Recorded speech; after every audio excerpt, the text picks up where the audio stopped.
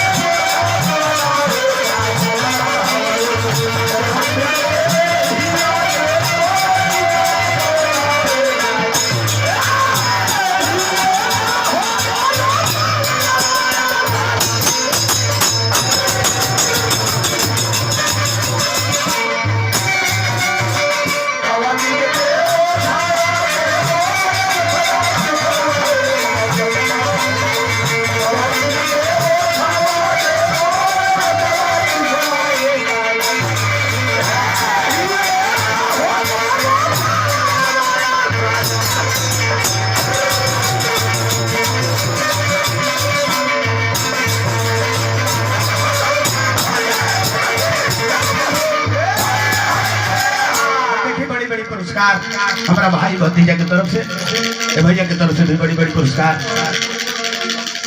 शिव जी बताओ रहो हमारा चाची जी के सुपुत्री बानी है के बड़ी बड़ी पुरस्कार मिल बनी सुहाग उम्र है। हम यही माता रानी से प्रार्थना करो कि माता जी आगे गोइनी हाँ फिर परिवार में अपना जगह पर केहू के भेजे करो नातिन हलो आज चाची जी के नातिन बनी बहुत बहुत पुरस्कार दिले बनी हार्दिक अभिनंदन सुहाग उम्र है। यह हम नारायण जी से देखो मुर्गी के भाव भोजपुरी के मुर्गी के कपार के चुड़की के पलानी के भुड़की के समाज में मारे लगे मुर्गी तरी मार तो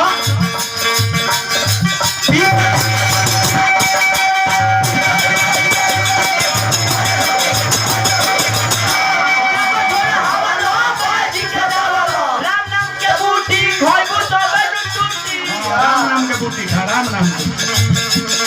अब तने मुर्गी मारे के वजह पानी में नाई के मचाले ले तने वह मुर्गी मारो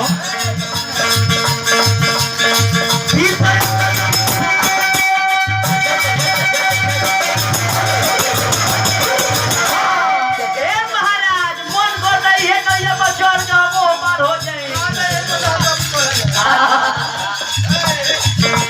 तारावा के तनी और ऊपर को देती सब है हमारा बढ़िया और सफर कर भैया पीता या राम की बेटी माता हुलस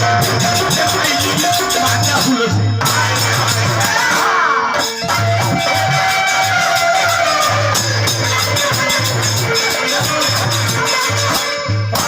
तुलसी बाबा का पिता के क्या नाम रहे आत्मा राम दुबे उनका मतारी के क्या नाम रहे तुलसी देवी। अरे लेके जाना बाबा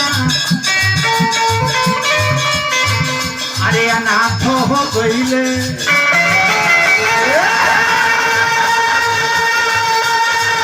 लेके जाना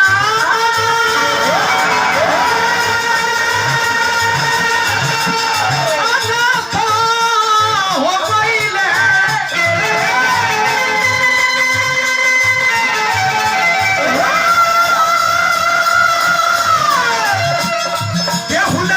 तुलसी तुलसी तुलसी चल प्रभु के खोजे